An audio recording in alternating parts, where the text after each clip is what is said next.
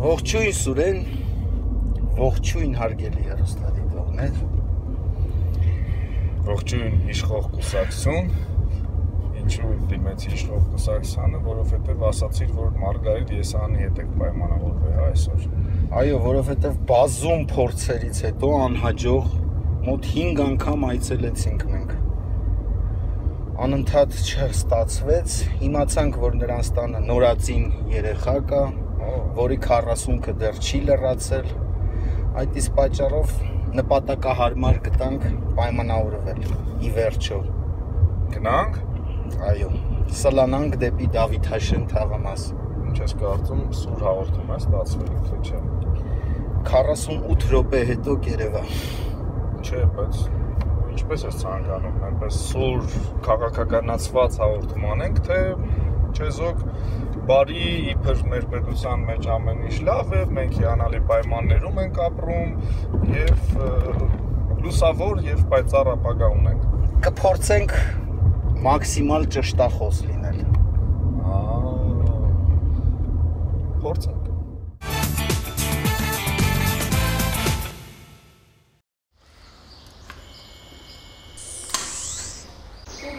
Բարև ձեզ։ Հայկական երկրորդ հեռուստալիքն է, չեն սպասում հաղորդումը։ Ոնց եմ հիանում համառ մարդկանցով, համեցեք։ Այո։ Այսօր թույլ եմ տալիս ներս մտնեք։ Որովհետև այսօր սպասում եք։ Այո, չեմ սպասում դեռ, էլի չէի սպասում։ Չկարողացանք առանց պայմանավորվելու ձեզ նկարենք։ Ես ձեզ զգուշացրի, որ մենք փոքրիկ երեխա ունենք։ Դեռ 40 օրը չի լրացել, իսկ հին հայկական սովորություն կա, որ տանը փոքր երեխա կա։ Այս ազգային ժողովի պատգամավորները ամեն ինչի պատասխանում են եւ կարողանում են Ցավոք ոչ։ Չոր ջրից դուրս գալ։ Եթե գտնում եք, որ հիմա չոր եմ դուրս գալիս, սխալվում եք, ես պահին ես լավ ջրի մեջ եմ։ Համեցեք։ Ներս անցնենք։ Համեցեք, իսկապես ըմբռնումով մոտեցեք, որովհետև եկեք։ Ըմբռնումով մոտենով միջում ենք եւ կշարունակենք քիչ անց, լավ։ Շատ լավ։ Իհարկե շնորհակալություն սուրճի համար,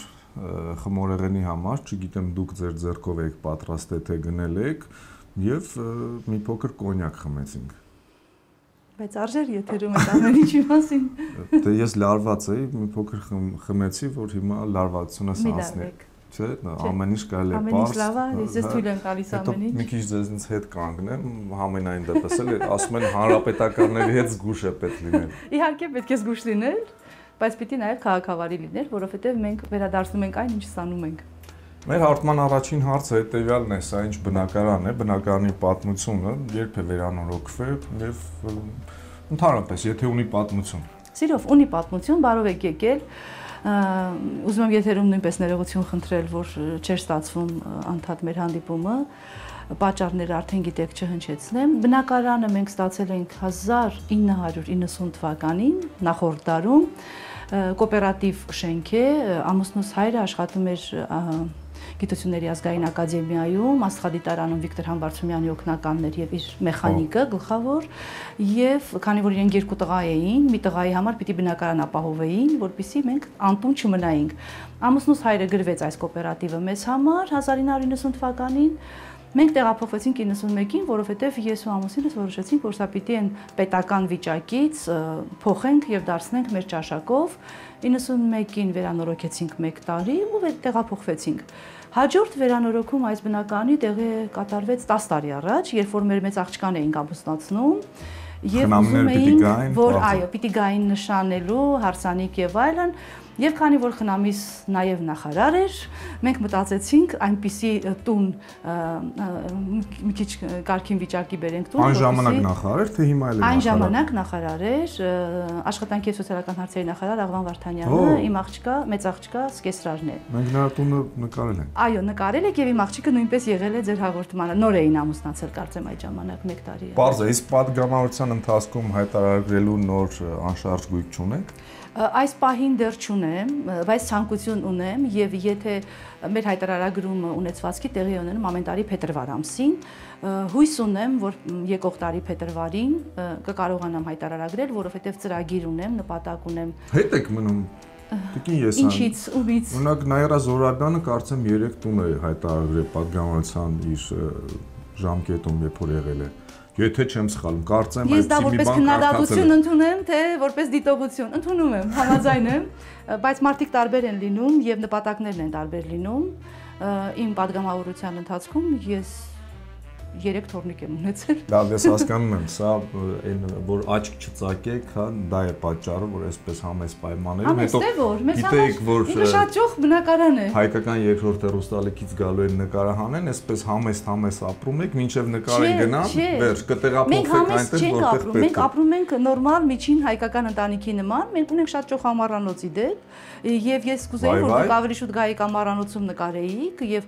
շատ մեծ այգի, պտղատու այգի, լողավազանով, բոլոր հարմարություններով, խորովածի այդ բոլոր Ես այն դուք եք ակտիվ Facebook-ում։ Ես ինքս անձամբ այո, որովհետև կարծեմ շատ падգամավորների փոխարեն նրանց քարտուղարուհիներն են ակտիվ։ Չգիտեմ ուրիշները ինչ են անում, բայց ես քանի որ գրի բառի արժեքը շատ եմ կարևորում, ես միշտ պատասխանատվություն եմ զգում ինքս իմ մտքերը արտահայտել եւ ինքս հետեւել իմ post-ին։ Այդպես էլ անում եմ, որովհետև սա ինձ համար շատ հետաքրքիր զբաղմունք է, իդեպ կարևոր է։ Ձեր հարցազրույցներից մեկում ասացիք, որ շինարարը պետք է ազնիվ լինի, մաքուր լինի, դրական լիցքեր ունենա։ Այո։ Այս շենքը երբ որ կառուցում էին, ինչ գիտեք շինարարը ինչպիսին է եղել։ Այս շենքը երբ որ կառուցում էին, սա պատմություն ունի շենքը, ինքը կառուցվեց երկրաշարժից հետո։ Եվ ինքը սկսեց, հիմքերը գցեցին եւ երկրաշարժը կանքնեց։ Չեն կտրել, չէ՞, ծառերը եւ Չէ, որևէ բան, այստեղ ամայի տարածք է, Դավթաշենը չգիտեմ դուք որքան եք։ Հաղթանակ այգու դիմաց տներ կան, որ ես հիշում եմ, երբ որ երեխա էի, այնտեղ անտառեր եւ ծառեր կային, հիմա միայն տներ են։ Ում տներն են, չգիտեմ, բայց ցավոք սրտի ծառեր շատ տեղերում կտրվեցին Երևանում եւ ցավոք սրտի այդ խնդիրը մենք Երևանում ունենք բնապահպանական։ Այ ելնելով ձեր մտքերից մարդիկ չեն գիտակցում, որ այդ ծառերը էներգիա ունեն եւ երբ որ իրենց կտրում են այդ էներգիան երևի բացասական կարող է անդառնալ իրենց եւ իրենց գերդաստանի վրա։ Պետք է գիտակցեն, Սուրեն ջան, այնքան բան կա, որ մարդիկ չեն գիտակցում ցավոք սրտի։ Եթե գիտակցեին, մենք ենք ընտանիքով, մենք տարիներ շարունակ Բուլղարիայում ամեն տարի ծովափ ենք մեկնում, որովհետեւ ամուսնուս ծնողները բուլղարահայեր են, Բուլղարիայի հետ կապեր ունենք։ Այս ռետրո նկարները արել ենք ուղիղ 12 տարի առաջ։ Տղաս է աղջիկներս, այդ իրենք էին հագցնում այդ հագուստները, ես ու ամուսինս։ Ինչալուց ոնց է Բուլղարիայում, Հայաստանից ավելի լավ է վիճակը, թե վաղուց չեմ եղել, չգիտեմ, վաղուց չեմ եղել, արդեն շուրջ երևի 8-9 տարի չեմ եղել, կամ 7-8 տարի։ Գնանք առաջ։ Համեցեք։ Ես չգիտեմ ուր տանեմ, գուցե այս հենց այստեղ հասկանանք ինչ ունի։ Սա մեր միջանցքն է, մենք միշտ ձևափոխել ենք տարիներ առաջ, դուրը այդտեղից էր։ Ամբողջ շենքը գնաց առաջ, հայկական տարբերակը գործեց էլի։ Օրենքով թե ապօրինի։ Չգիտեմ նույնիսկ օրենքով թե ապօրինի, բայց քանի որ բոլոր առաջ էին գնացել, մենք էլ մտածեցինք, որ հետ չմնանք, մենք էլ առաջ գնանք։ Լրագրողով մտավ խորհրդարան քաղաքականություն, ինչու՞։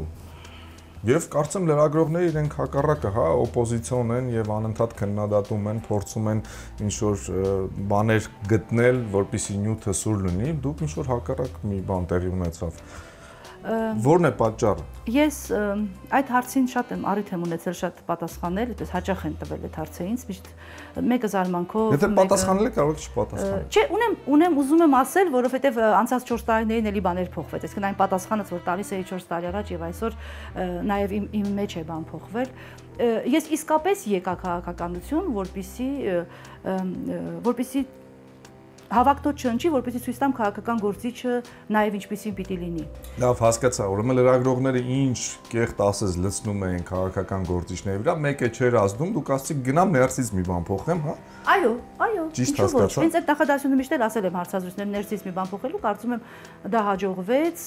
եւ երբ որ դու լրագրող ես նայում ես քաղաքական դաշտին մի քիչ այլ կերպ ես նայում, երբ որ ներսում ես, ես շատ կուզեմ, որ եկող խորհրդարանում էլի լրագրողներ կան խորհրդարան, որպեսզի ներսից են որ հայկական շատ են կարծեմ, չէ՞, Նիկոլ Փաշինյան, իմանան, թե ինչ է նշանակում։ Զորաբյան, դուք, Ռուբեն Հակոբյան, Աղվան Վարդանյան, ես, էլի երևի, Սամվել Ֆարմանյան։ Գիտի ես այն ինչ արեցիք, սարեր շրջեցիք, թե լրագրողի շատը չի լինում ազգային ժողովում։ Ես միշտ մի անգամ էլ ասել եմ կատակով, էլի կրկնեմ, որ երբ որ լրագրողները կարողանան իշխանությունը վերցնել, այսպես իրենք գերիշխող դառնալ պարլամենտում, շատ հետաքրքիր պարլամենտ կլինի։ Հիմա հասկանանք ինչ սար շրջեցիք այնտեղ, ինչը փոխեցիք։ Այդքան հավակնոտ եմ ասել, հա, փաստորեն, որ պիտի սար շրջեի։ Դե ինչ որ մի բան պիտի անեք։ Բայց ես կարծում եմ որոշ մշակույթ ինձնով մտավ խորհրդարան։ Կարծում եմ որոշ մշակույթ մտավ։ եւ կուզեի, որ շատերը այդ մշակույթին տեր կանգնեն։ Ավելի շփվող, ավելի ազատ։ Ես կարծում եմ որևէ լրագրող չկա այսօր, որ իմ падգամավորության 4.5 տարիների համար ասի, որ մոտեցել է Մարգարիտ Եսայանին հարց է տվել եւ նա հարցին չի պատասխանել եւ նա կոպտել է։ Բայց այդպիսի падգամավորներ շատ կան, որ չեն պատասխանում։ Այդ դա եմ ասում, ճիշտ հասկացաք։ Եվ որևէ լրատվամիջոց չի լինի, որ ասի ես զանգահարել եմ որևէ լրատվամիջոց եւ ասել եմ ինչու եք իմ մասին այս կեղծ ինֆորմացիան գրել։ Ես բոլորին ընդունել եմ սիրով։ Հասկացանք, ուրեմն ազգային ժողովում մարդիկ կան, падգամավորներ կան, ում մտավոր կարողություններ չի երիքում, որ բոլոր հարցերին պատասխանեն։ Ինչու են նրանք այնտեղ։ Չգիտեմ ինչ կարողություն չի երիքում, չեմ կարող ասել, որովհետեւ մենք շատ լավ падգամավորներ ունենք ու մտավոր կարողությունները շատ ավելի բարձր են որոշ լրագրողներից։ Դրա հետ եմ համաձայն։ Միանշանակ։ Բայց այդպես ուշադիր մի նայեք ինձ։ Նեղվեցի։ Վախեցար։ Չէ, չվախեցա։ Նկարի մասին եք ուզում պատմեմ։ Ուրեմն Նիկոլն է Աղաբաբյան։ Այո։ Իմ լավ բարեկամն է։ Մենք երբ որ ես առավոտ օրաթերթում էի աշխատում, ինքը մամուլի շենքի վերջին հարկում իր արվեստանոցն է։ Միշտ ուզում է իր նկարներից ունենալ եւ 2 տարի առաջ մենք մի միջոցառում ունեինք եւ իմ լավ ընկերը Աղվանը Վարդանյան նկարների շատ լավ հավաքածու ունի եւ ինքը գնահատում է գեղեցիկը եւ որ հարցեց ինչ նվիրեմ, ասեցի ես Նիկոլ եմ ուզում։ Ինքը սա ինձ նվիրեց։ Լուրերին հետևում եք։ Ցավոք այո։ Ասում եմ ցավոք, որովհետև ես կուզեի չհետևել, բայց հետևում եմ նաև եւ մասնագիտականների եւ արդեն որպես քաղաքական գործիչ, նայում եմ բոլոր հեռուստաընկերությունների, բոլոր կայքերի լուրերը եւ շարունակում եմ այսպես զարմանալ, որ նույն բանը տարբեր հեռուստաընկերություններ տարբեր ձև են մեկնաբան։ Արդեն ես էլ վերջերս հետևում էի մի հաղորդմանը, որտեղ դուք հյուր եք եւ այնտեղ դուք այսպես հպարտորեն նշում եք, որ դուք սիրում եք որոշումներ կայացնել։ Այո։ Բայց ես կարծում եմ, որ այն կուսակցությունը, որտեղ որ դուք հիմա գտնվում եք, անհատներ որոշումներ չեն կայացնում եւ կայացնում է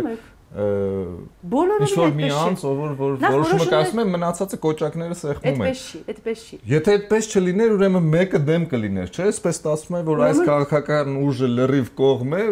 երկու հոգի դեմ են, մի հոգի ձեռնպա։ Այդ պարզ երևում է, որ քաղաքականությունից բան չես հասկանում, Սուրեն ջան։ Քաղաքականությունը այնպիսի բան է, որ երբ որ մարդը ընտրություն է կատարում, գնալ այս կամ այն քաղաքական ուժի անդամ դառնալ եւ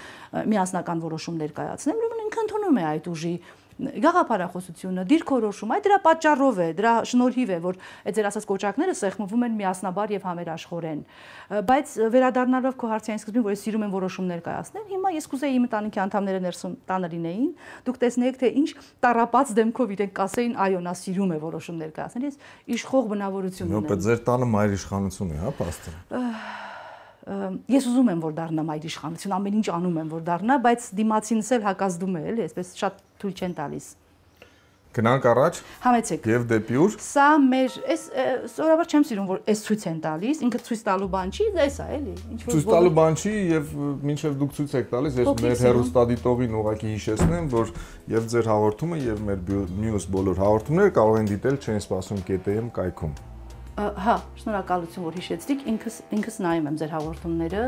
եւ ճիշտ ասած միշտ սպասում եմ երբեք մեր տուն գալու։ Եվ մտածում էի, որ դուք մեր տուն գալու եք, քաղցած չէին սպասում ի տարբերակով։ Ինչու դուք լավ եք պատրաստում։ Հա։ Մենք անտանելի պատրաստում։ Մոտ ապագայում քաղցած սպասում են հաղորդման շրջանակներում կգանք ձեր տուն։ Այս նկարի մասին եմ ուզում ասել, սա ամուսնուս քույրն է նկարել, էլի նույն առիթով է նվիրել Վերժինեն։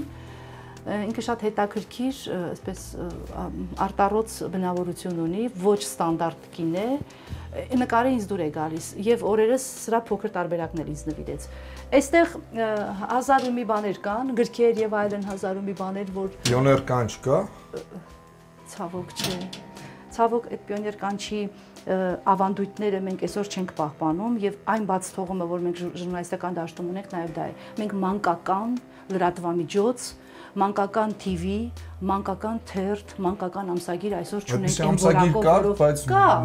Պիոներ կանչներ կա։ Ուրախ գնաց ամսագիր կար, այդ ամսագիրը ում դիմեց, մշակույթի, կրթության եւ սփյուռքի նախաձեռնություն, այո, եւ գումարը գումար չէր, խոսքը 500,000 դրամի մասին էր։ Ես իմ ընկերների հետ եմ կանչի խմբագրակազմի չնչին գումար են տալիս, կանչը տպագրվում է, պիոները գցել են մի կողմ, կանչը տպագրվում է, բայց գիտեք որ ամեն որակյալ գործ անելու համար որակյալ ժուրնալիստ է պետք վարձել կարգին աշխատավարձով, որակյալ եւ այլն։ Երեխաներից խոսեցինք, Համեցեք։ Պիոներ կանչից խոսեցինք եւ երեխաների սենյակում։ Այո, երեխաների սենյակն է։ Իսկ այն ժամանակ մամուլը ազատ էր, հա։ Պիոներ կանչի ժամանակ։ Խմբագիրը թույլ էր տալիս ձեզ ամեն ինչ գրել, ամեն ինչի մասին գրել։ Իհարկե ոչ, ես սովետական գրականություն Ոչինչ չի փոխվել մի խոսքով մինչև այս։ Չէ, շատ բան է փոխվել։ Ինչ է փոխվել։ Հիմա ազատ ենք։ Ես հիշում եմ, որ ես պիոներ կանչում աշխատում էի, մի վերնագրի համար ինձ ժամերով նստեցնում էին կաբինետում խմբագիրը եւ պատասխանատու խմբագիրը, որպեսզի ես նյութից վերնագիրը փոխեմ։ Եվ հիմա այդպեսի բան չկա։ Հիմա ում խելքինից որ ինչ չունի։ Ավելի տիկին ես ընդհանրապես այդպես ես հիշում եմ մի ժամանակ նույնիսկ օրենք էի ուզում մտցնել, որ կայքերում կոմենտները արգելվեն, չգիտեմ, այսպես ինչ որ մի բան եմ հիշում։ Դու դրա մասին մի քիչ խոսեմ։ Իհարկե։ Այդ օրենքի նախագիծը եկավ ազգային ժողով եւ ես անձը վիրավորող մարդիկ պատասխանատվության ենթարկվեն եւ ես որ այդ տարիներին առաջին 1.5-2 տարիներ որ դեռ падգամավոր էի այն падգամավորների ցանկում էի այսպես սև ցուցակում որի դեմ անդադ լրատվամիջոցները այսպես ասեմ ճակերտավոր վատվատ նյութեր էին գրում կեղծ ինֆորմացիա ես այդ ցանկում էի եւ ես երևի միակն էի կամ առաջինը որ դեմ խոսեցի հենց այդ օրենքի նախագծին այ որ դու ասում ես կոճակները սեղմում են ես ինքս ելույթ ունեցա եւ քննարկումների ժամանակ եւ լուսումների ժամանակ եւ մամուլի ակումբների կազմակերպիչների այդ հանդիպումներում եւ ինքս դեմ խոսեցի եւ ասեցի որ չանցավ չէ այդ օրենքը չէ դեռ չկա բայց հնարավոր էլ չի դա կարծեմ դա հնարավոր չէ ինտերնետը եւ համացանցը կառավարելը մի քիչ հենց դրա մասին է խոսքը մենք պիտի սովորենք որպես հասարակական այսպես էակներ, որ մեր մասին պիտի գրեն ամեն ինչ, նաև այն ինչ որ չկա։ Հենց որ դու դա հասկանում ես, արդեն ավելի ըմբռնումով ես մոտենում։ Ում գրքերն են եւ ինչ գրքեր եք սիրում կարդալ։ Գրքերն են, սրանք բոլորը տղայիս, սա տղայիս սենյակն է իրականում։ Այս սենյակը պատմություն ունի, եղել է աղջիկների սենյակ, վարդագույն եւ ուրիշ կարգի դասական հանրապետականի падգամավորի տղա չի, չէ՞, համեստ խելոք տղա է։ Հակառակը, լրիվ Չէ, հակառակը, համեստ է թե անհամեստ է։ Ինքը բարդ տղա է, այսպես ասեմ։ Ոչ համեստ է, ոչ էլ անհամեստ, շատ բարդ է։ Ինքը երբեմն մտածում եմ, հաստատ գիտեմ, որ իմ տղան է եւ հաստատ գիտեմ, որ հայրն է, գիտեմ ով է հայրը։ Եվ անդադ զարմանում եմ, գուցե իր մեջ հայկական բան չկա, որևէ բան։ Ինքը հայի նման տղա չի։ Այսինքն այսպես Այն լավ իմաստով եմ ասում, ռաբիս հայ տղա չի։ Ես կուզեի մի քիչ ունենալ այդ հանրապետականի տղաներին նման չի, հասկացա։ Չգիտեմ հանրապետականի ոչ բոլոր տղաներին եմ ճանաչում, բայց ես էլ բոլորին չեմ ճանաչում, բայց ինքը բարդ է ոմանց ճանաչում եմ։ Ինքը փորձում է իր կյանքը ինքը կարգավորել եւ չի թողնում որ մենք միջամտենք եւ ոնց որ տարիներ շարունակ ինչ որ բարդությունների է հանդիպում ոտքը քարին է դիպչում բայց էլի որևէ աջակցություն չի ընդունում եւ փորձում է ինքը ինքնուրույն մի խոսքով կամուն հակառակ գնացող տղա է հա մի քիչ իսկ ինձ հետաքրքիր է հա էլեկտրիկ Երևանի ժամանակ ինքը փողոց դուրս եկել էր թե ոչ այո ոչ միայն էլեկտրիկ Երևանի ժամանակ ինքը որոշ տրանսպորտի թանկացման հետ կապված իսկ դուք ինչ եք ասում չի սիրում միտինգա ինքը միտինգային տղա չի ձեզ վերևներից չէին ասում տիկին Եսայան ձեր զավակը այնտեղ է ասածը մի այդքան բարդացրեք բոլորը նորմալ մարդիկ են եւ բոլորը ըմբռնումով են մոտենում մեր հասարակության խնդիրներին Եսայան այս պետության մեջ ամեն ինչ վերահսկվում է Այս պետության չէ, Սուրեն ջան, մեր պետության մեջ եւ որևէ պետության մեջ պիտի ամեն ինչ վերահսկվի, որովհետեւ կա պետության եւ երկրի անվտանգություն, բայց երիտասարդական շարժումները իհարկե չեն վերահսկվում։ Ես շատ լավ ընկերներ ունեմ էլեկտրիկ Երևանի շարժումից, օրինակ Արմեն Ակոչյան, գնում էին տներից հանում էին մարդկանց, որ պիտի հավաքվեն եւ տանում էին ինչ որ այլ կասկածանքներով։ Եթե այդպես է, Բաղրամյան փողոցի բազմությունը դուք չեք տեսել։ Տեսել եմ, ես այնտեղ եմ եղել։ Ինչքան լավ էր, չէ։ Այո, շատ լավ էր, բայց դուք միշտ դեմ եք արտահայտում, ասում եք, որ փողոց դուրս գալը ոչ մի հարց չի լուծվում։ Դե չի լուծվում, որովհետեւ ցավոք սրտի Այսինքն եթե հարցը պետք է լուծի, վերևներից արդեն գիտեն, որ պետք է լուծի, լավ, թող մի քանի օր փողոց դուրս գան, աղմկեն, մենք է կլուծենք, ասենք, տեսակ, ձեզ ընդառաջ գնացինք։ Պատասխանեմ։ Իհարկե։ Ուրեմն ես միշտ ասում եմ, որ փողոցներով հարցը չի լուծի, որովհետև տառապանքս փորձ ունի, որովհետև 30 տարվա իմ լրագրողական երկրների անուններ չտան, որտեղ միայն փողոցներ դուրս գալով է հարցերը լուծվել։ Դե հիմա տեսակ արաբական տարբերակը եղավ եւ Վրաստանի վարդերի հեղափոխությունը, հետո իրենք ինչ խաղեցին, դուք դա էլ տեսաք։ Միչայլո Սաակաշվիլին լավ նախագահ է։ Մենք այդ շռայլությունը մեզ թույլ տալու իրավունք չունենք եւ փողոցներ դուրս գալով իսկապես Հայաստանում խնդիրը չի լուծվում եւ պիտի այդ խնդիրները լուծվեն, խնդիրները կան եւ պիտի լուծվեն այստեղ։ Ես միշտ ասել եմ իմ ելույթներում, եւ իշխանավոր, եւ ամենաբարձր պաշտոնյա, եւ ամենացածր, եւ շարքային քաղաքացու մտքում եւ ուղեղում պիտի փոխվի էներգետիկան։ Հարցս հիշում եք Սաակաշվիլին լավ։ Չգիտեմ, ես իր նախագահության օրոք Վրաստանում չեմ ապրել, չեմ աշխատել, չգիտեմ, բայց ես տեսել եմ թե ինչպես է ինքը իր փողկապը ուտում։ Եվ երկիրը փոխել է, բայց այնուամենայնիվ։ Հարցրեք վրացիներին։ Վրացիները չեն գիտակցում այսօր, բայց տարիներ անց ես կարծում եմ, որ Սաակաշվիլի աղցանները լինելու են տարբեր տեղեր։ Եվ նսել եմ նաև հակառակ կարծիքները Սաակաշվիլու մասին։ Իդեպ Սաակաշվիլու մասին հարցրիք մի բան ասեմ։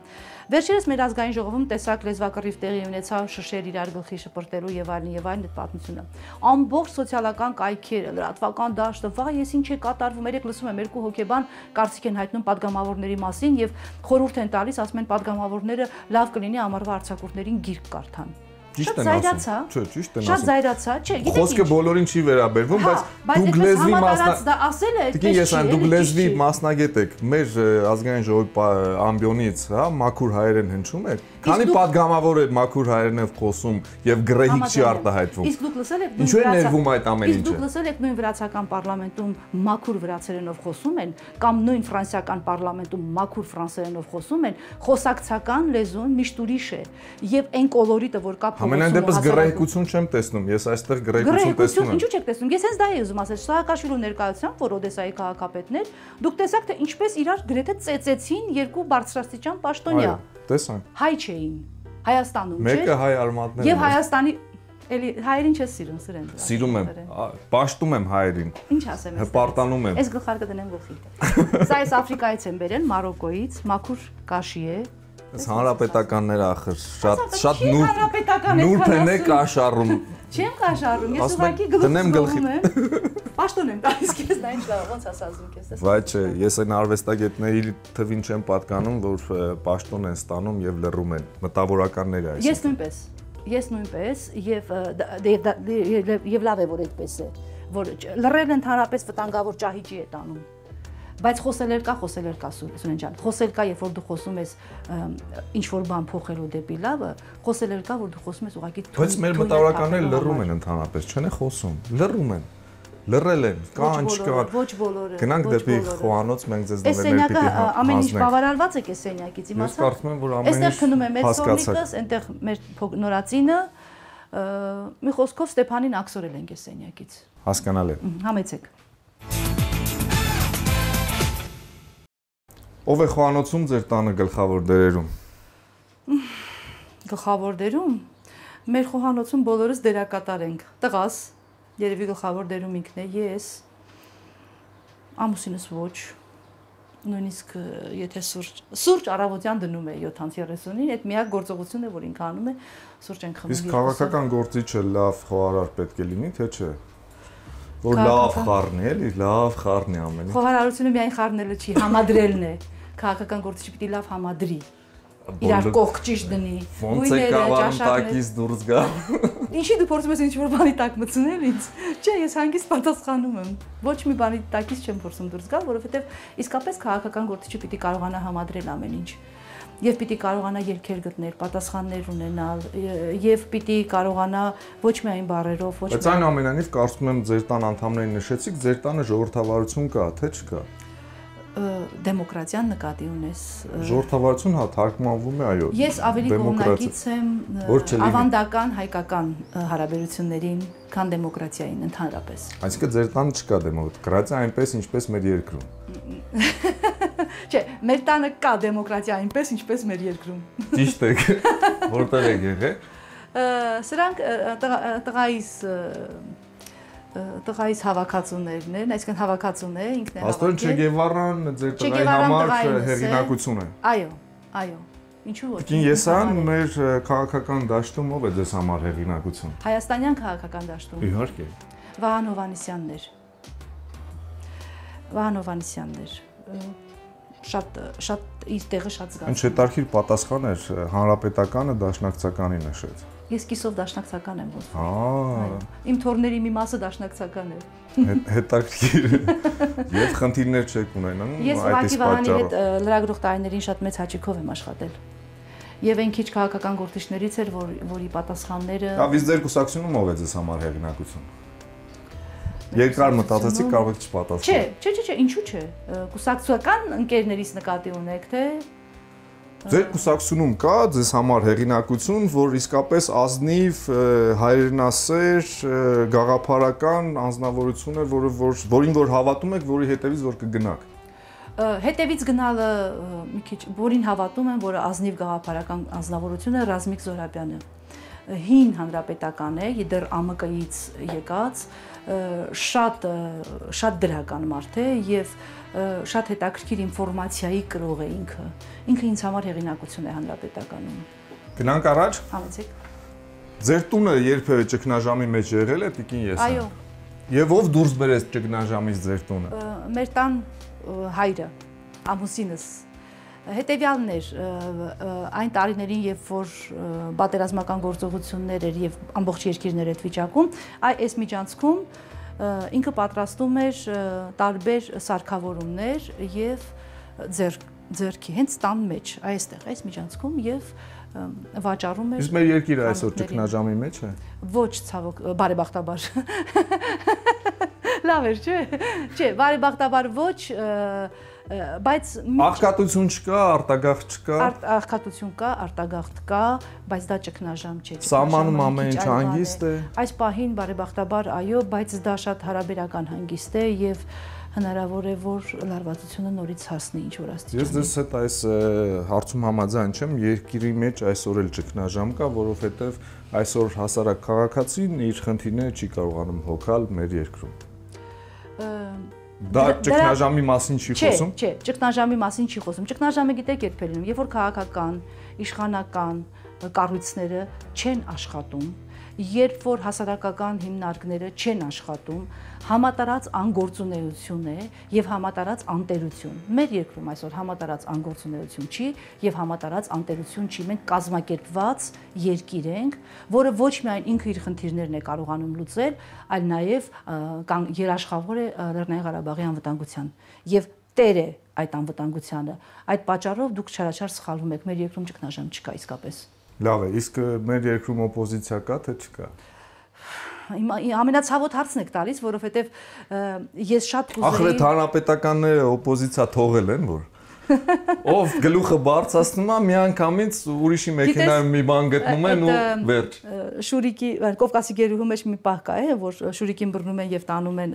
այլն ինքը խմացի, ասում է, սա էս արել, նա էս արել, նա էս արել, ասում է 13-րդ դարի եկեղեցի այնտեղ ինչ որ մեկը բան է ասում, ասում է դա էլ եմ ես ավիրել, ասում է ոչ, դա 13-րդ դարում է եղել։ Հիմա այս գործում հանրապետականները բացարձակ, եթե կա մի հարցերից մեկը, որտեղ մենք մեղք չունենք, դա է։ Ախր գլխից խեղդում են միանգամից։ Ես այնքան կուզեի, որ մենք լավ օպոզիցիա ունենանք։ Դաշնակներն էլ են դառը արդեն դաշնակները չէ, դաշնակցականները։ Ես հիշում եմ Ազատություն ռադիոկայանում նյութ էի անում եւ այսպես ոգևորված նյութս եթեր գնաց, ինձ զանգում է այդ ժամանակ հայաստանյան գրասենյակի ղեկավար Վաչե Սարգսյանը, իմ լավ բարեկամ եւ ասում է. «Այ աղջի, ես իր տոնայնությամբ, այդ կուսակցության անունը ի՞նչ է»։ Ես ասում եմ՝ հայ հեղափոխական դաշնակցություն։ Բա ինչի էր եթերում ականջը սակում դաշնակները, ուրեմն ես էլ իներցիայով ասել եմ, այդ կուսակցությունը դաշնակցություն է կոչվում, ոչ թե դաշնակներ։ Դաշնակը արևմտահայերենով դաշնամուրն է։ Բայց ուր են նրանք, ինչ որ լռում են։ Ամեն տեղ են։ Լավ։ Գնանք ձեր հաջորդ սենյակը։ Համեցեք։ Եվ այսպես որտեղ ենք մենք գտնվում։ Դուք գտնվում եք մեր երկրորդ ննջասենյակում, սա իմ եւ ամուսնուս ննջասենյակն է, բայց մի քիչ շատ է այդպես կոչել, որովհետեւ հիմնականում երեխաներս երբ որ գալիս են մեր տուն, այս ննջասենյակը։ Երբ որ մենք ննջասենյակում ենք, մենք միանգամից հետարկվում ենք, թե ինչ ներքնակի վրա են քնում մեր հերոսները։ Հա, պիտի բացեմ հիմա դուք ներկայացնեք։ Ոչ, ես ուղղակի ուզում եմ ձեզ ներկայացնել Sleep Comfort խանութ սրահը, խանութում ներկայացված են աշխարհի լավագույն ներքնակները։ Աշխարհի լավագույն։ Այո, պատկերացնում եք, այցելեք Sleep Comfort եւ ձեզ համար լավ ներքնակ գնեք։ Որ հասցեում է գտնվում։ Արշակունյաց 17 հասցեում եք գտնվում, հեռախոսահամարն է 440502, ես ձեզ զեղչի քարտ եմ փոխանցում, գնացեք Sleep Comfort եւ լավ ներքնակ գնեք, լավ ներքնակի վրա է պետք քնել, որ լավ օրենքներ գրեք, որ մեր երկիրը ճգնաժամից դուրս գա, որ ազատություն լինի խոսքի, որ մենք իսկապես անկախ լինենք, մի խոսքով ամեն ինչ կապված է ներքնակի հետ։ Ես կօգտվեմ անպայման, որովհետև փոքր աղջիկս նոր բնակարան է ստացել եւ իրենք հիմա այդ երաշխավորում են, որ Sleep Comfort-ում լավագույն ներքնակներն են։ Շնորհակալ եմ, սրանից անպայման կօգտվենք, որովհետև սրա կարիքը ունենք իսկապես։ Շարունակենք։ Խնդրեմ։ Եվ ինչ եք մտածում քնելուց առաջ։ մտածում եմ Երանի կարողանամ քնել, որովհետև վերջին շրջանում դժվարությամբ Ինչն է ձեզ այդքան մտահոգում եւ մտատանջում։ Թորնիկս անդադ պիտի արթնանա եւ ես որպեսզի աղջկաս հոգսը թեթևացնեմ, պիտի տատիկ աշխատեմ գիշերը եւ Հասկանալի։ Թե մտածում եք թշնամու մասին։ Թշնամի չէ, թշնամի։ Իդեպ ով է մեր գլխավոր թշնամին։ Մեր ժողովրդի նկատի ունեք։ Մեր երկրի գլխավոր թշնամին ով է։ Մենք ենք թե ուրիշ դրսից է թշնամին։ Սովորաբար ես միշտ ասում եմ, երբ որ անձի մասին է խոսքը, այս լոսին ես շատ եմ սիրում, իրեն Միացյալ Նահանգներից են բերել, Մասաչուսեթ նահանգից, երբ որ անձի մասին է խոսքը լինում, կոնկրետ իմ մասին ես ասում եմ, որ իմ թշնամին ես եմ։ Մեր երկրի թշնամիները դուք շատ լավ գիտեք ովքեր են, բայց այո, առաջին հերթին մենք ինքներս ենք, որովհետև ի վերջո մենք պիտի այնպիսի երկիր կառուցենք, որ որևէ թշնամի ուժ չունենա մեզ հաղթել։ Մենք գնում ենք սրան, համենայն դեպս ես փորձում եմ իմ աշխատանքային գործունեությամբ գնալ սրան։ Ես շատ կարճ կպատասխանեք, քաղաքական գործի հիմնական գործը ո՞րն է այնուամենայնիվ։ Շատ կարճ եթե կարելի է։ Քաղաքականությունը ավելի մաքուր դարձնելը։ Պարզ է, այսինքն կեղտոտ է, փորձում եք մաքրել։ Ես պատասխանեցի այսպես, քաղաքականությունը ավելի մաքուր դարձնելը։ Եթե ես ասեի քաղաքականությունը մաքուր դարձնելը, քո ասածը ճիշտ տեղին կլիներ։ Բառերի հետևից է կընկնում։ Ամբողջ աշխարհը բառերի վրա է կառուցված։ Քաղբանտարկալներ կան, թե չկան։ Ոչ, չկան։ Համաձայն չեմ։ Անցնենք առաջ, թե այստեղ մեր երկրում խոսքի եւ մտքի ազատություն է, կարող ես համաձայն լինել, թե չլինել, բայց կա ռեալ իրականություն։ Գրքեր եք կարդում տեսնում։ Այստեղ, հա, մեկ-մեկ կարդում ենք, պատկերացրու հանրապետականներն են մեկ-մեկ գրքեր կարդում էլի։ Որոշ հանրապետականներ վստահ են, որ կարդում են։ Ես չեմ ընդհանրացնում ընդհանրապես ոչ մի բան։ Այստեղ նարեկացիներն է, որ միշտ ինձ հետ են։ Մայրս է, փոքրիկ նկարով, այս նոր կտակարանն է։ Իսկ հանրապետականներին ձեռնտու է անկիրթ հասարակությունը։ Ոչ մեկին ձեռնտու չի անկիրթ հասարակությունը, անկախ կուսակցական պատկանելությունից։ Քանի դեռ մենք չենք հասել նրան, որ մեր հասարակությունը բաժանվում է կուսակցությունների, քանի դեռ կուսակցականությունը այսքան լուրջ ազդեցություն է ունենում, մենք շատ հեռուն չենք գնալ։ Մենք պիտի հասնենք այնպիսի հասարակության, որտեղ կուսակցականությունը դառնա ուղղակի մարդու սեփական անձնական ընտրությունը եւ երկիրը չբաժանվի կուսակցականների եւ ոչ կուսակցականների կամ այս կամ այն կուսակցության անդամների։ Ձեր երազած Հայաստանը, ձեր երազած երկիրը ապագայում ինչպիսին է։ Ես հիմա փորձում եմ կառուցել իմ երազած Հայաստանը իմ հնարավորությունների սահմաններում։ Եվ Ընդհանրեք ինչպիսին պիտի լինի։ Նախ պիտի լինի առանց պատերազմի։ Պատերազմի խնդիրը պիտի մենք լուծենք, պիտի մենք խաղաղության մեջ ապրենք, պիտի լինի հզոր տնտեսությամբ եւ պիտի լինի Զիջումների պիտի գնանք։ Միշտ այս մասին երբ որ խոսում են, ասում են փողզիջումներ, ոչ թե զիջումներ, եւ այդ խնդիրը ինչի մասին դուք ակնարկում եք, միայն փողզիջումներով պիտի լուծվի ցավոք սրտի։ Այսինքն տարածքներ պիտի հանձնենք։ Բանակցային սեղանին մի քանի տարբերակներ են դրված, վերջնական տարբերակը դեռ գտնված չէ։ Եթե գտնված լիներ, մենք ինչ հոգս ունեինք։ Ես այնց հետաքրքիր է, որ օրենքի հեղինակն եք դուք, ինչով կարող եք հպարտանալ։ Տեսեք, պատգամավորությանս տարիներին ես 11 օրենքի նախագծի համահեղինակ եմ եւ որևէ առանձին օրենքի առանձին հեղինակ չեմ, որովհետեւ հիմնականում օրենքների նախագծերը բերում է կառավարությունը եւ կառավարությունն է ներկայացնում, այսպես է արդեն վերջին տարիներին, դրա համար առանձին օրենքի հեղինակ չեմ, բայց 11 օրենքների համահեղինակ եմ, որոնք ընդունվել են 11։ Հաջորդ գումարման խորհրդանում ձեզ տեսնում եք, կլինեք թե ոչ։ Ես ինձ տեսնում եմ, կլինեմ թե չէ, Աստված ցույց կտա։ Ով է որոշում կայացնելու այդ հարցը։ Կուսակցությունը։ Որտեւ ես կուսակցության անդամ եմ, ես ինքնուրույն չեմ կարող դա որոշել։ Մենք գտնվում ենք ճաշասենյակում, հյուրասենյակում։ Այո, սա մեր եւ ճաշասենյակն է եւ հյուրասենյակն է։ Մենք այն հայկական ընտանիքներից ենք, որ խոհանոցում չենք ճաշում։ Միայն նախաճաշն ենք փորձում խոհանոցում անել եւ մեր այսպես հաց ուտելու արարողությունը ամեն օր տեղի է ունենում այս սենյակում եւ հյուրեր ընդունելու եւ այլն։ Դուք եք հետևում ֆուտբոլին, Դավիթը գնաց եւ չհասցրեց։ Ստեփանը եւ Լևոնը, ամուսինս եւ որդիս, ես չեմ հետևում, բայց իրենց գորգորոցը ինձ այնտեղ որ քնած եմ լինում, աչքս կպնում է, իրենց գորգորոցից ես վեր եմ թռնում։ Լավ, Եվրոպա թե Ռուսաստան։ Եվրոպա, միանշանակ։ Բայց այդ ուղին չենք բռնել դեռ, չէ՞։ Կհասնենք դրան։ Ես ինքս Եվրոպա մետ եմ անկախ ամեն ինչից։ Ինչ լավ է, այսօր դրական մի բան լսեցի ձեզնից։ Ես էլ եմ կարծում, որ Եվրոպա, այստեղ մենք մեր առուն մի ուղղությամբ գնանք։ Վերջապես ես քեզ բերեցի ճիշտ տուն։ Շնորհակալություն։ Բայց այնուամենայնիվ, չգիտեմ ինչու այսօր ժողովուրդը ոչ մի քաղաքական ուժի չի հավատում։ Որն է պատճառը։ Լավորից չէ, որ ժողովուրդը չի հավատում քաղաքական ուժերին եւ այդ խնդիրը պիտի լուծվի իսկապես։ Դուք քիչ առաջ ընդդիմության մասին հարցրիք, ասացիք ինչու մենք չունենք ընդդիմություն։ Լավորից չէ, որ չունենք։ Ճիշտ կլինի, որ մենք ուժեղ ընդդիմություն իսկապես ունենանք։ Դա անհրաժեշտություն է ուղղակի։ Ցավոք սրտի քաղաքական գործընթացները հիմա այնպիսի վայրիվերումներ են ապրել, որ քաղաքական ուժերը իրենք էլ իրենց մի տեսակ կարգին չեն գտնում եւ ես միշտ ասել եմ հիմա պիտի կրկնեմ, որովհետեւ շատ քաղաքական ուժեր գաղափարի վրա չեն հիմնված։ Ստեղծված են այս կամ այն անձի շուրջ, այս կամ այն նպատակի, այս կամ այն անձի ընդդեմ։ Երբ որ կհավաքվեն գաղափարի շուրջ, օրինակ երբ որ ժամանակին հանրապետական կուսակցությունը ստեղծվեց Աշոտ Նավասարդյանը, երբ որ ստեղծեց, դա գաղափարի շուրջ ստեղծված քաղաքական միավոր էր։ Դրա համար էլ մինչև հիմա կենսունակ է։ Իմ կնոջ քեռին է, բայց իմ կինը այսօր հանրապետականներին այնպիսի վերապահումներով է մոտենում, չգիտեմ ինչու, որովհետև նա շատ լավ գիտեր իր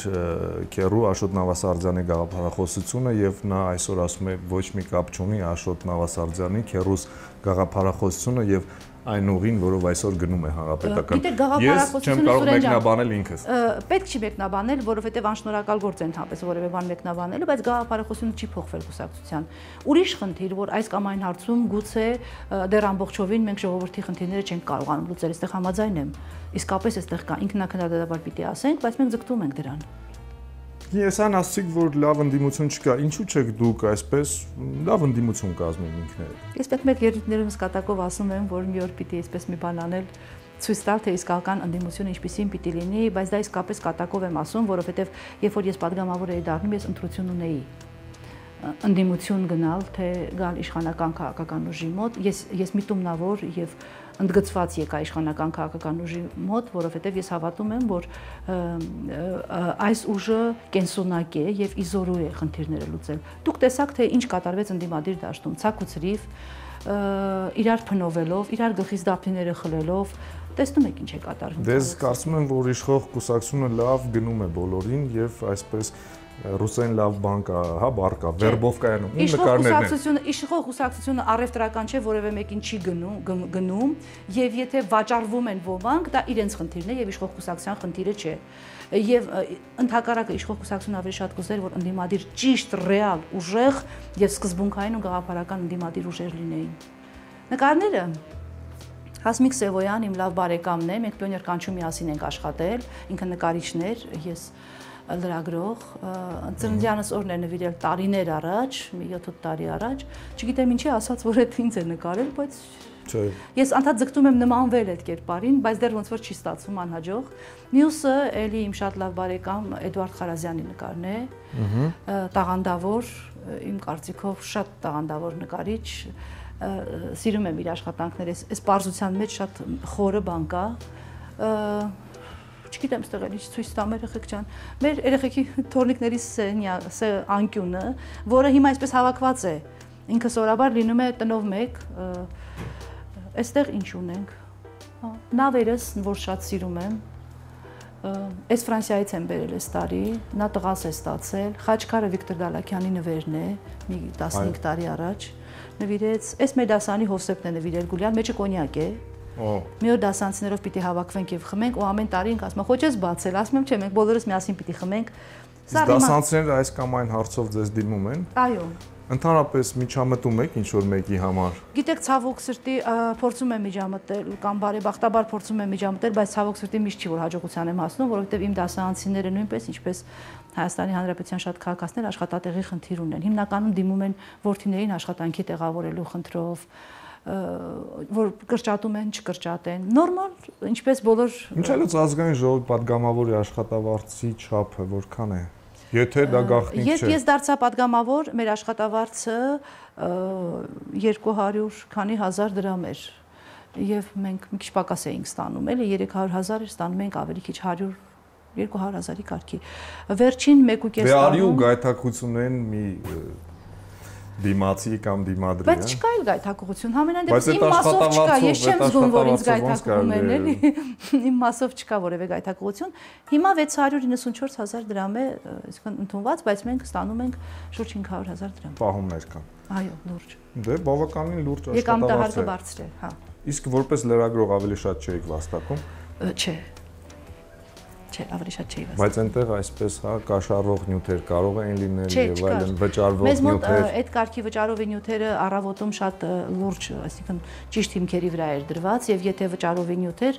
մենք տվյալ պատվիրատուին կապում էինք հաշվապահության հետ եւ երևում էր որ դա ռեկլամային։ Չէ, խոսքը դրա մասին չէ, այս կամ այն կողմը բռնելու մասին է։ Չէ։ Հատկապես քաղաքական դաշտում։ Չի եղել եւ ես միշտ պարտորեն ասում եմ որ այդ դահլիճում չկա որևէ մեկը նստած որ նախկինում падգամավոր են եղել կարող են ասել հանկարծ Մարգարիտ Եսայան լրագրողին ինչ որ կերպ գայթակղել են ֆինանսական կամ եւ այլն չի եղել նման բան եղել են մարտի 8-ի օծանելիք եւ այլն բան այսպեսի բաներ բայց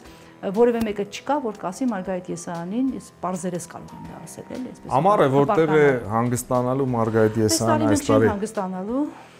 Որն է պատճառը։ Եվ եթե հնարավորություն լինի, կգնանք երևի մեր բյուրականում մի քիչ կմնանք։ Պատճառը տարբեր, եւ նյութական, ֆինանսական, այսինքն, եւ երեխեքը նոր տուն են ստացել, պիտի օգնենք, եւ տղաս ինչ որ նոր մասնագիտության պրպտումների մեջ այստեղ դասերի է, մենակ երևի չեմ թողնի։ Խառը, տարբեր պատճառ։ Ֆիլմեր, հաղորդումներ, որոնց հետևում եք եւ որոնք ձեզ համար հետաքրքիր են։ Մինչեւ դուք հիշեք, ես մեր հեռուստադիտողին ուղղակի հիշեցնեմ, որ մեր հաղորդումները կարող են դիտել Չեն սպասում KTM կայքում եւ ձեր հաղորդումը եւ մեր բոլոր մյուս հաղորդումները։ Խոսենք ֆիլմերի մասին, եթե սիրում եք, եթե դիտում եք ֆիլմեր։ Հա, դիտում եմ ֆիլմեր, բայց անկեղծ ասած հիմա մտածում եմ ասեմ թե չասեմ, որ հեռուստադիտողը իմանա։ Ուրեմն այս սենյակը հիմա ես այս պահին եմ ազատ ելումուտ ունենում։ Երբ որ երեկոյան կգա իմ ամուսինը, ինքը կնստի այնտեղ, կվերցնի այդ հեռակառավարման վահանակը, եւ այս հեռուստացույցը արդեն իրենն է։ Հացը կուտի եւ ինքը ամբողջովին ինքն է տնօրինում, որը նայի, որը չի։ Միստերին հետևում է ազգային ժողովի։ Իհարկե ոչ։ Անհետաքրքիր է, չէ։ Այն փոքրիկ հեռուստացույցն է մնում ինձ բաժին եւ պատճառը որ չի հետևում, անհետաքրքիր է, չէ։ Թե ասում է խոսում ես, այնտեղ խոսում ես։ Ասում տանը քեզ լսում եմ, հետո հեռուստացույցը միացնեմ, էլի քեզ լսեմ։ Թե ասում ստում եք։ Չէ, նման բաներ չի ասում, ինքը լրիվ իմ համախոհն է։ Նման բաներ չի ասում, պարզապես ես հոգնեցնում եմ իրեն, ես տանը խոսում եմ, հետո էկրանից պիտի խոսեմ, ըմբռնում եմ։ Ես այնպիսի տպավորություն ունեմ եւ վստահ եմ, որ մոտ ապագայում Հայաստանը լինելու աշխարհի ամենալավ երկիրը եւ բոլորը արտերկրից փորձելու են կամ վերադառնալու են Հայաստան։ Ես ուրախ եմ, որ այդպիսի վստահություն ունեք։ Սուրեն ջան, որովհետև իսկապես այդպես լինելու է։ Այդպես լինելու, այ մենք միասին պիտի փոխենք։ Մենք ճնշելու ենք ձեզ, որ դուք փոխեք։ Մենք ովքեր ենք։ Մենք լրագրողներս, ռեժիսորներս, մտավորականներս, ժողովուրդը, մենք։ Այո, ժողովուրդը բոլորս ենք։ Ժողովուրդը բոլորս ենք, ես էլ ձեզ հետ եւ պետական պաշտոնյաներն էլ ձեզ հետ։ Ուրիշ խնդիր, որ այսօր չհասկացվածության որոշ բաներ կան եւ պետական պաշտոնյա ժողովուրդը։ Այն որ ասում են իշխանությունը դա ժողովուրդն է եւ այլն։ Սահմանադրության մեջ այդպես է գրված։ Հայաստանի Հանրապետությունում իշխանությունը պատկանում է ժողովրդին։ Ուղղակի գրված է։ Եմ դու հարցրիր քո երազած Հայաստանի մասին, այդպեսին պիտի լինի։ Իշխանությունը իսկապես պիտի պատկանի ժողովրդին։ Այդ նախադասությունը արդիական դառնա։ Ավելի արդիական դառնա, քան այսօր։ Այմար ամեն ինչի տակից դուրս եկեք։ Անհետաքրքիր հաղորդում ստացվեց։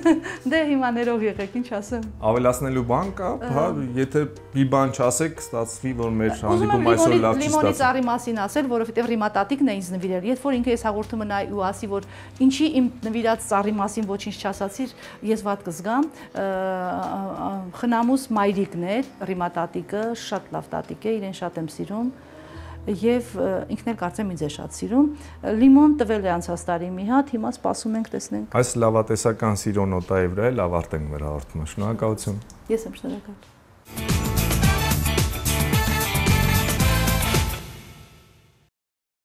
Մենք գնացինք ինչով եք զբաղվելու։ Թորնիկներով։ Ինչ լավ է։ Մենք գնանք մեր գործին։ Կներեք, եթե ինչ որ բան այնպես չստացվեց, միշտ պատրաստ ենք ձեզ դիմավորել։ Ես կարծում եմ անկեղծ հաղորդում ստացվեց, դա ամենակարևորն էր։ Ձեզ օրվա լավ շարունակություն։ Շնորհակալություն։ Ստեսին։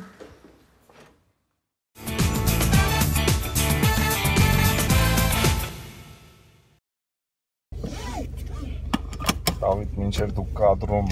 ձևականորեն ամրակապվում ես, ես ուսումնասիրում եմ, թե ինչ գրքեր նվիրեց ինձ Մարգարիտ Եսայան։ Բայց ինչի ձևում կանար ասեն։ Ես միշտ ամրակապվում եմ։ Կեցես։ Ես օրինապաշտ քաղաքացի եմ։ Այո։ Ճիշտ է։ Եվ ինձ տպասություն թողեց Մարգարիտ Եսյանը, ախր հարցին շատ երկար էր պատասխանում, չէի հասցնում հաջորդ հարցը տալ։ Հատկապես այն հարցերին, որ իրեն դուր էր գալի, նկատեցիր։ Այնուամենայնիվ շատ խորամանկ քաղաքականություն է դա։ Այո, լրագրողի զակալկաուն էր։ Բայց կարծում եմ հետաքրքիր հաղորդում ստացվեց եւ գրքերն եք ուսումնասիրեմ։ Տեսնենք ինչ է դուրս գալիս։ Միգուցե եւ բեմադրություն անես գրքերից մեկի հիման վրա, թե ազգային ժողովի մասին։ Դե դու մտածի, որ լավ լինի կյանքդ, Սուրեն ջան։ Փաստորեն անձնական շահ, այնուամենայնիվ։ Ոչ Դավիթ, ես անձնական շահ չեմ հետապնդում։ Մեր բարի Կիրակնորյա հաղորդումը եկ չքաղաքականացնենք։ Վայելենք այս Կիրակին առանց քաղաքականության եւ քաղաքական միտումների։ Ձեզ հետ ինչպես միշտ Սուրեն Շահվերդյանն է։ Հիմա ազգանունով պետք է ասեմ եւ Դավիթ Վարդանյանը։ Ձեր ծափարությունները առայժմ